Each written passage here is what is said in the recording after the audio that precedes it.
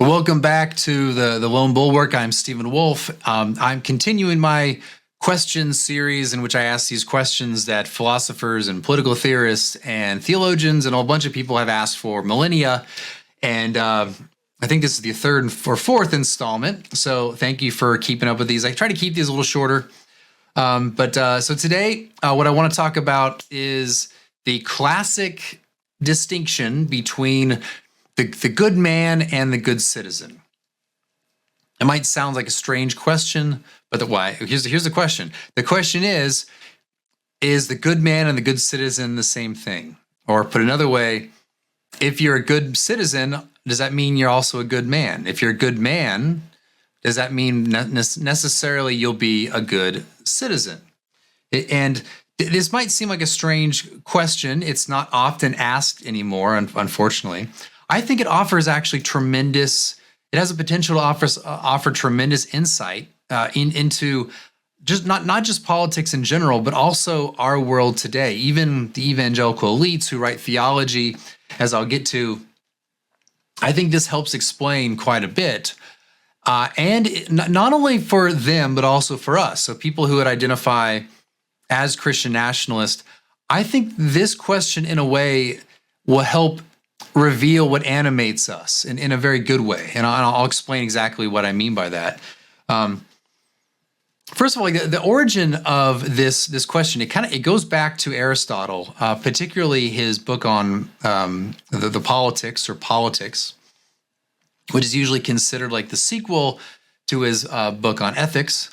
And this is from his book 3, chapter 4. So if you have access to Aristotle right now in front of me, I have the Lord translation. But book 3, chapter 4 is where he discusses it. It's a little confusing. I think you get the general idea, or you just listen to this and I'll explain what he means by it. So the question is the good man the same thing as a good citizen, or are the virtues the same? Or is it the fact that you can be a good citizen and not a good man, or a good man and not a good citizen? Okay. So where would Aristotle get this idea? Why does it matter to him? Part of Aristotelian political philosophy is this delineation of regime types. So there's different types of regimes that he identifies. There's 3 categories and 2 in each category. Okay, so they're essentially broken down by rule by the one, rule by the few, and rule by the many. So starting with rule by one, you either have like a kingship, you can say monarchy, or a tyrant. And the pattern is that one is good and one is bad. The rule by the few is either aristocracy or oligarchy, and the rule of the many is either this polity, which is kind of like a middle class sort of rule, and then the democracy. Okay, so democracy is actually the worst out of all.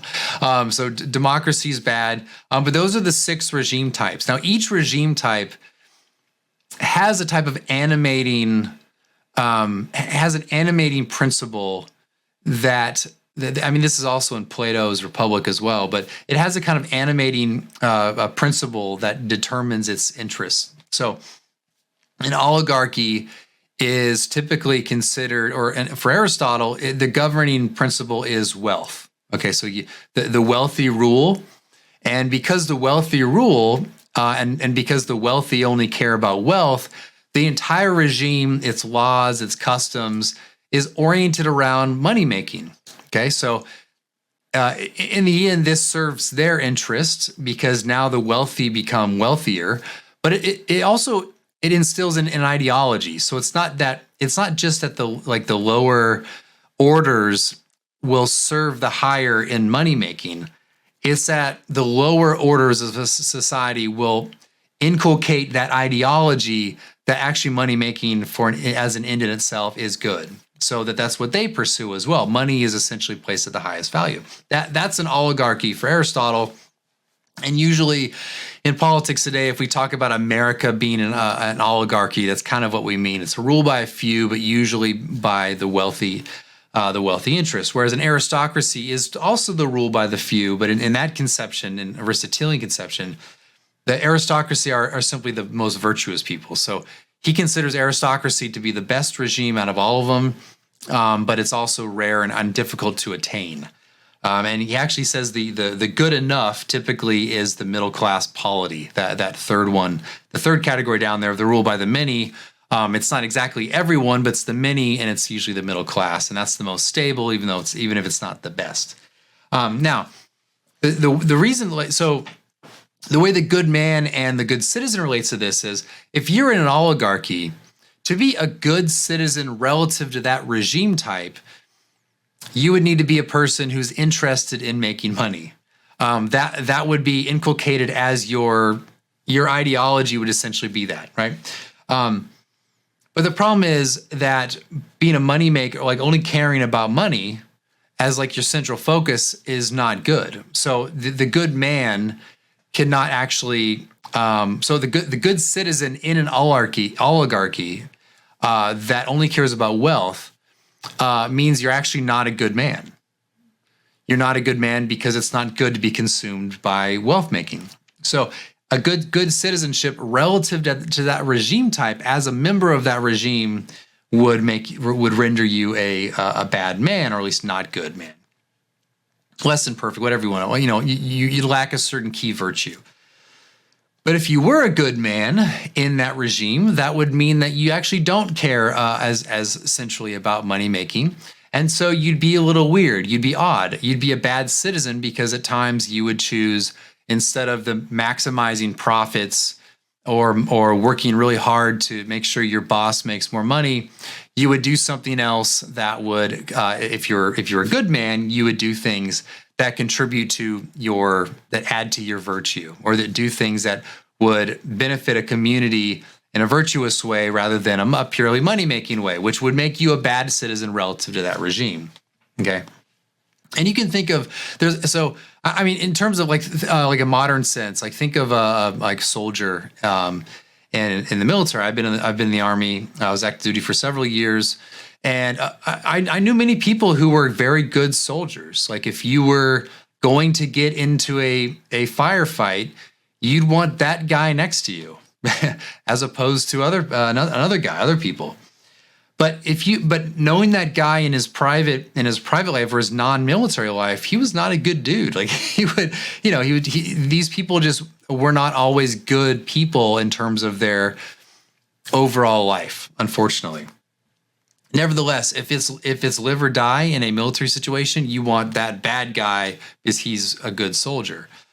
So you have that divide. You can be a great soldier and yet not be a good man. Now, I think in that situation, you can actually be a good man and a good soldier. But my point being is that there are places of activity in which you can be very good at that and yet not good at just life in general. You wouldn't be a virtuous person in general. Okay, and that's part of kind of that's Aristotle's point as well. That you can participate in a political community that's organized around things that are actually not good, and be good relative to that regime, and yet that would render you not actually a good man. So, this is something that, Aristotle brings up, and it's a question that Thomas Aquinas then raised, and of course, as he always did, tended to agree with Aristotle, so he adopted this as well. I think to a modern person, it's kind of a jarring, weird conversation. And as Christians, we want to say, we love the city that we're in, be good citizens, be good stewards out in the civil sphere.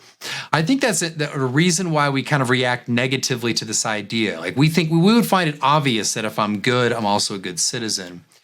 But these guys considered civic involvement to be a more organic thing. That when you're in a civil community, you are then related to everything that's imperfect about it. So then for you then to be an actually good citizen relative to this thing out there, that you would actually render you bad in some ways. And so that is, and also like, again, if you're a good man, then you couldn't fully participate in this life together, and you'd be an odd man, and you'd be weird. You'd be driven out of the city. You'd be ostracized like Socrates, right? Or actually, he was killed. But other people would be ostracized, kicked out for their weirdness, that they would violate the norms of that regime type. So But we don't we consider ourselves kind of individuals who enter society, do things, and be nice and do what we have to do, and then leave. But why talk about this now? What's the actual interest in this? I'll get to kind of my solution a little bit, but let me say that I actually think that a lot of our politics is animated by I mean Christian politics broadly is animated by this kind of this concern to be in a political community and good in that political community. Or another way to put it is that to be in a society that is fundamentally good and find that our goodness is also tied in a almost symbiotic way to the good of the group. Okay, now you might think that that's not true, but but I think what happens so Christian theology can often do things for us that are bizarre and absurd and unnatural, but they can still fulfill needs. So what I think is that a lot of Baptist theology today, particularly people like Jonathan Leeman, you find hints of it all over the place just because a lot of these guys are just so incoherent, but you can kind of fit the pieces together from Dan Darling, these other guys, what they say on Twitter and other places, that they are animated by this kind of concern as well. But when you think of their political realm, their civic realm, their kingdom in which they do politics, where they find that citizenship, it's not simply that citizenship is in heaven, it's that their citizenship in the church is how they reconcile the good man and the good citizen. Okay, so obviously our society today is degenerate, it's all bad and all that sort of thing, which I'll get to in a second. But the way to avoid you're kind of entangling in that organic thing we call earthly politics is to say, actually, for the Christian, our politics, even our civic politics, even our civil politics is actually located in the instituted church on earth. It's not just citizenship in heaven as a sort of eternal, not yet sort of thing. It's a here and now in the church. So this is why Leeman will talk about a political church. And you'll hear people talk about the church as like a heavenly outpost. It's an outpost of heaven, in which Christians learn politics and they do politics, and that's the true politics. And so in that sense, because it's the kingdom of God, even though there's obviously outward imperfections of error and sin, but fundamentally, it's Christ's kingdom. It's the place of true Christian politics, and there's no kind of you can fully immerse and enmesh yourself in that Christian instituted church politics. Okay, by politics I don't mean denominational infighting. I mean how they describe it, which is like you relate to each other as Christians in the sphere of the church. And that's actually the truest politics, okay? Now, what they do with that then, because that need, or at least on paper, that need is met between the good man and the good citizenship, earthly politics, so that they don't totally just separate and say it's irrelevant. But instead of finding their, you say enmeshment in the politics of earthly life, they find it in the heavenly, but they still enter into that. They treat the earthly political sphere, or what we really just call politics, or civil politics. They treat that as not a place they're enmeshed with, in which they work to conform into reconciling the good man and the good citizen. Instead, they see it as a realm of moral witness. The way I sometimes have described Tim Keller as being a guy who stands atop as a sort of aloof person who's in this ethereal realm of heavenly politics, who then finds areas within earthly politics that he can kind of sharpshoot. And that would then reveal his third way, but also like a higher elevated politics, because he doesn't have to, if you can say racism bad, murder bad, You could say, occasionally softly say that homosexuality is bad. You can kind of enter in and do these sharpshooting things instead of having a comprehensive view of your involvement in society and working as if you're an organic member seeking to reconcile good and good man and good citizen.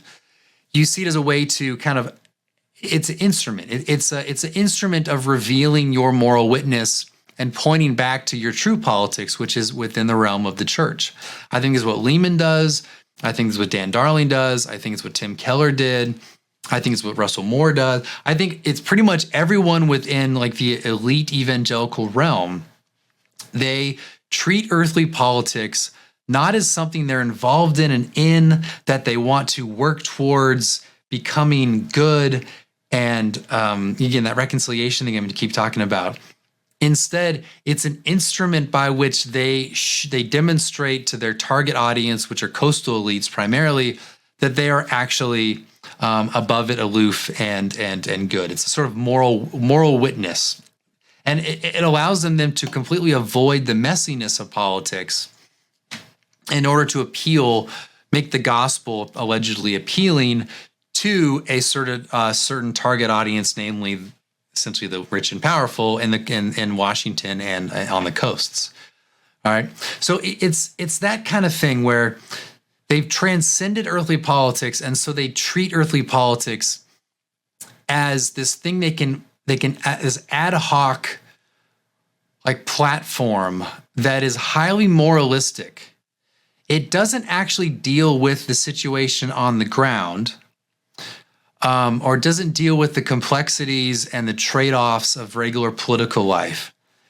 But it can sharpshoot the various things that then combined collectively make them look virtuous as best as possible to certain groups. Okay.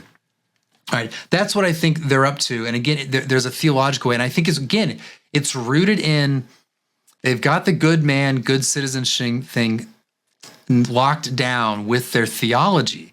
They posit a theology that then allegedly theoretically on paper gives them this thing.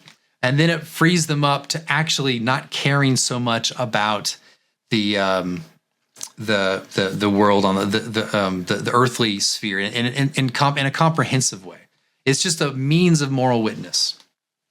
And so like immigration, for example, they don't, the idea that there could be bad people crossing the border, the idea that demographics affect abortion politics, none of those things really matter. So the contradiction of them being adamantly against abortion, but also very pro-immigrant, is a contradiction. If abortion is the highest, is the worst thing that our society has allowed to happen, and it's as horrible as they say it is, why then are they pro-immigration when immigrants by far will vote, not only be pro-abortion, but also vote for the people who are essentially post-birth abortionists? They'll vote for those people. I mean, even the people like Muslims will be privately against abortion, and apparently they don't get many abortions. But then they'll 90+% vote for Democrats. So why are people like Dan Darling and Russell Moore and Tim Keller, he loved the migrant, loved the immigrant. Oh, but of course we're not going to vote for Trump because now he's like quasi pro-choice or something like that. Okay, it doesn't make any sense. But why do they think like that? Why is there such incoherence in their politics? Because in the end, the whole thing is shaped. You have to understand their entire involvement in earthly political life is an ad hoc admixture of these moral positions that are incoherent, that are not, they're more moral than they are political, and they don't really care about achieving the political ends in these moral positions. And why is that? Because in the end, the whole point of it is not to win, not to get the policies you want. It's not to any of that sort of thing. It's to use earthly politics as a moral witness to certain people, namely the left and the liberals on the coastal elites in Washington in the major cities. Okay, so that again, it's overarching theology mixed with like an admixture of ad hoc political views with an end to moral witness to a certain select group of people. I think that explains a lot of it. Now, there's another group as well. There's also the R2Kers or the Reformed 2K or the Radical Two Kingdoms or whatever it is, exemplified by the theologian David Van Drunen. Now, I don't think they're exactly doing. Sometimes Michael Horton sounds a lot like Russell Moore and others, but Van Drunen, I think, is probably a little more consistent in this regard. He has, instead of positing like a sort of heavenly politics, he's got some of that, but he's essentially arguing, he's reconciling the good man and the good citizen by essentially having God reduce the standard of good citizenship in the civil sphere, and this is a difference between what he calls a kind of preservative versus a perfective conception of politics. He would call my view a perfective version, which I think is actually fair, even though there's ways you can misunderstand what perfective means. But by perfective, it just means the overall, that you have a comprehensive idea of what the good is, and you see politics as one instrument in orienting people and community to that comprehensive good. And of course, I would argue, of course, that involves prudence, and you're never going to achieve perfection. But having the ultimate, like, sort of like sanctification in this life, you pursue perfection knowing you'll never achieve it, but you shouldn't pursue just like what's good enough, right? You should pursue perfection and sanctification even though you never achieve it. The same thing in politics. You should think, what does the perfect look like? And you pursue that to the best you can, and of course maximizing the good as you go, and prudence and all that. But anyway, it would be fair to call me a perfective, I guess, political theorist, which I would just say the rest of the Reformed tradition was essentially that as well. But Van Drunen would be a more preservationist. That's probably a better term, not preservative, but preservationist, meaning that God has reduced or has instituted government simply to preserve society, and by preserve, which I would say that as well, but by preserve, he essentially means what I would call a post-war liberalism, which is pro-multiculturalism, it's pro-secularism, that sort of thing. And so, in other words, it's like a bare bones. The point is that that your efforts in society, that he doesn't believe, that you should disengage, but he does things that you engage with a view to preserve. And preserve essentially means that each person has the right to define for himself the meaning of his own existence. That's kind of what the bare bones politics is. So in this sense, if politics is nothing but you acting to try to preserve, broadly considered, you being able to define the meaning of your own existence, then to be a good citizen just requires that. You don't have to really care about a thick conception of morality. You are going to highly care about certain liberal procedures. You're going to care about neutrality. You're going to care about secularism.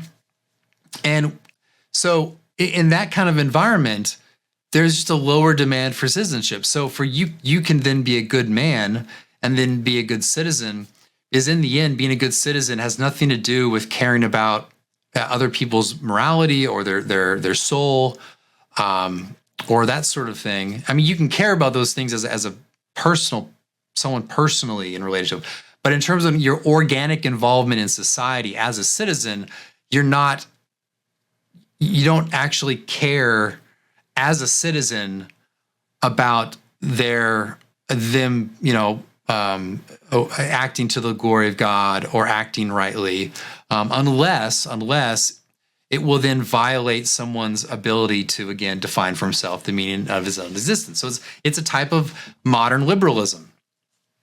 That's why I kind of joke that it's, of course, it's funny that, like, essentially he argues that the timeless politics of Jesus is nothing but post-war liberalism. It just happens to be fit perfectly within our post-war era.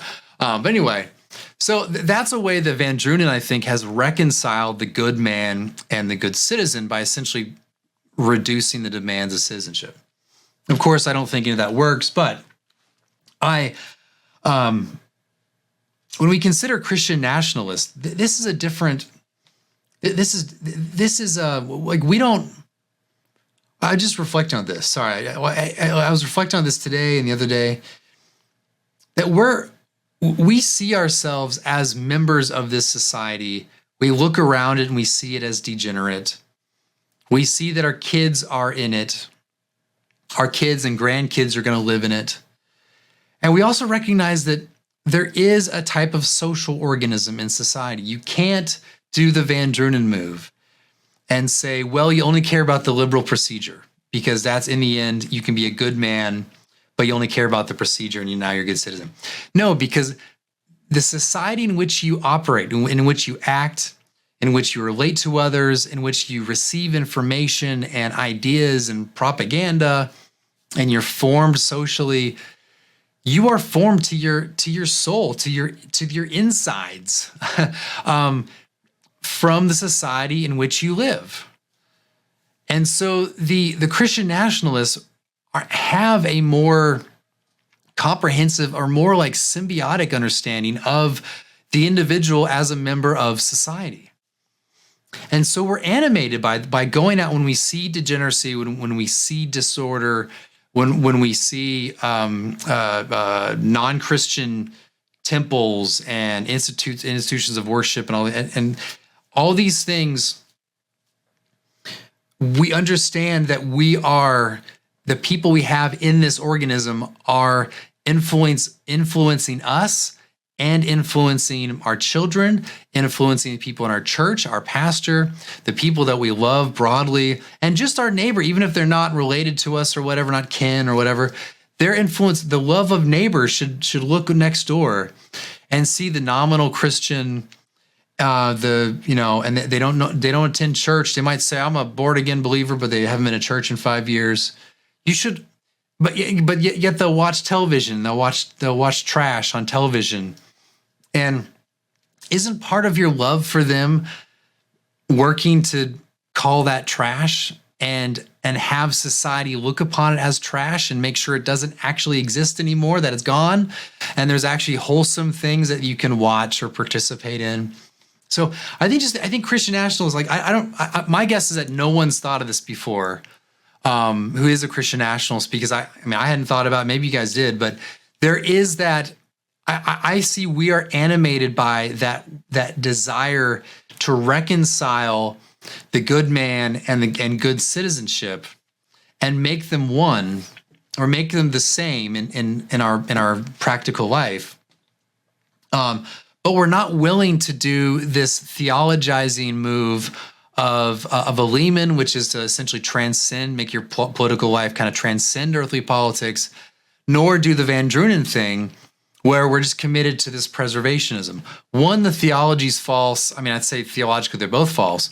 I would say, first of all, I'd say Lehman's not only theologically false, but it violates basic human experience, that our enmeshment in society is not in the realm of the instituted church, because the instituted church is instituted, it's a divine institute for worship and instruction in things of eternal life, not a political realm. MDivs does not make you an expert in politics. I'm sorry, pastors out there. And so it's an absurd, it doesn't work. And even people who don't like me have pointed out that Lehman's system is just bonkers. Not only theologically, not only biblically, but also just in practical basic experience. I think probably Van Drunen's on better grounds. It's less bonkers. It's less absurd. I think it's obviously like biblically false. But it also does violate, again, the basic human experience, which is that we are enmeshed in society. We're influenced by society. If you don't think you're influenced by the trash on television, even if you don't watch it anymore, trust me, you are. You are. And so we as the Christian nationalists we look at society and we say that is a social organism. It's unhealthy. And we can't see ourselves as these isolated individuals who are good apart from that. We cannot separate ourselves from the goodness of the social organism. Now, people are going to say, oh, that's like, 19th century German thought. That's Hegel. No. That's just basic classical thought. That's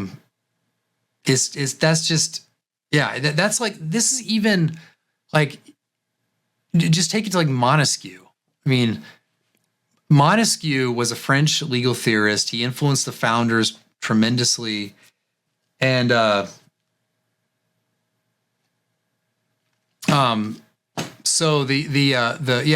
Montesquieu influenced the founders tremendously. He had a modification from Aristotle's regime types where he said that I talked about this in another video, but that you have like the rule of fear, which is the tyranny, which is the Ottoman Empire, and then you have kind of sort of the honor society, respect honor society, which is going to be more of like the essentially France, and then you have the republic model, which is a rule of like freedom and virtue, which is going to be he identified it in England. Anyway, his whole point, following but modifying Aristotle, was that there are animating principles of society in which you all kind of conform to it. What are the animating principles of our society today? Well, I'm not going to define them all for you, but they're all mainly bad. Montesquieu would tell us, and of course Aristotle would tell us, and Plato would tell us, that actually our involvement in that society necessarily leads to us being influenced by them. You can't really avoid it. And even if you can avoid it, I try to tell people this, like, even if you, as this, smart, educated guy, you can do self-reflection and you can see the trash on television and you can toss all that out because it's bad. You don't need, you don't need you can do it on your own as an individual. Well, I mean, great. As an individual, perhaps you can do that. But you know what? The fact of the matter is most people cannot do that. Most people are average. Most people are going to turn on the trash on the television. Even most people in your church. So the fact is, if you're going to love your neighbor as yourself, then you would seek a society that would pursue the things that are good for human beings, which of course is true religion as well. But all right, well, that is my discussion. I think that covers everything I wanted to talk about. So I guess, I will conclude and say that I would agree with Deneau in a way, or these some other Christian political theorists and writers that you can have a good man and a good citizen, but I also think that I hate the word tension. I'm afraid to use it, but I think there'll always be a type of tension, but it's between you wanting to be a good individual, also the goodness of the social organism, because we're in a fallen, sinful society, right? So, but that tension, instead of finding theological ways to avoid it, like instead of finding ways to transcend it or to, lessen, like reduce the standards of citizenship, we should see that as what animates us to action, what animates us to see goodness in the world.